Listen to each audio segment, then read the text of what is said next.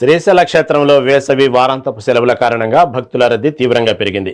బ్రహ్మరాంబ మల్లికార్జున స్వామి వార్ల దర్శనానికి వేలాదిగా భక్తులు తరలి వస్తుండటంతో ఇవాల్టి నుంచి జూన్ 1 వరకు 4 రోజుల పాటు వీఐపీ బ్రేక్ దర్శనాలు పూర్తిగా నిలుపుదల చేశారు. ఈ 4 రోజులు భక్తులకు స్వామివారి అలంకార దర్శనం మాత్రమే కల్పిస్తామని దేవస్థానం ఈవో శ్రీనివాసరావు వెల్లడించారు. సామాన్య భక్తులకు ఇబ్బందులు లేకుండా సౌకర్యవంతమైన దర్శనం కోసమే ఈ నిర్ణయం తీసుకున్నట్లు ఆయన తెలిపారు. ఇదే అంశంపై మరింత సమాచారం మా నంద్యాల ప్రతినిధి శ్యామ్ అందిస్తారు. ఇలా కైలాసంగా విరాజిల్లుతున్న శ్రీశైల మహాపుణ్యక్షేత్రం భక్తులతో కిక్కిరిసిపోయింది.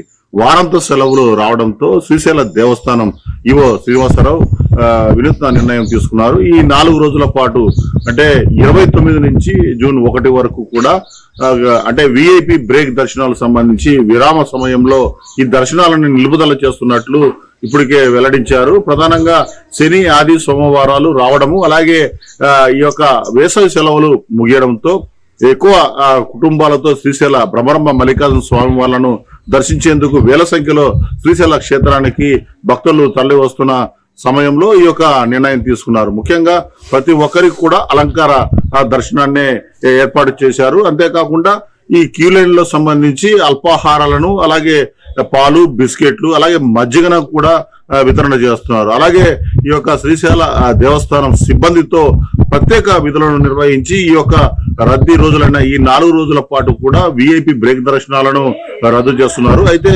ఆన్లైన్ ద్వారా ఈ యొక్క టికెట్లను అంటే స్పర్శ దర్శనం టికెట్లను పొందిన వారికి మాత్రము ఈ యొక్క అంటే స్పర్శ దర్శనాన్ని అయితే నిర్వహించారు. అయితే ఈ శని, ఆది, సోమవారాలలో ఆర్జిత అభిషేకాలను కూడా ఈ యొక్క నిలుపుదల చేస్తున్నట్టు శ్రీనివాసరావు ఈవో గారు అయితే తెలిపిన పరిస్థితి ఉంది. ఏదేమైతేమి శ్రీశైలంకు వచ్చే భక్తులైతే ఈ యొక్క విజ్ఞప్తిని అంటే పాటించి తద్వారా ముందస్తుగా ప్రణాళిక చేసుకుని బ్రహ్మరాంబ మల్లికార్జున స్వామి వార్లను దర్శించాలని ఈవో శ్రీనివాసరావు అయితే తెలిపిన పరిస్థితి ఉంది.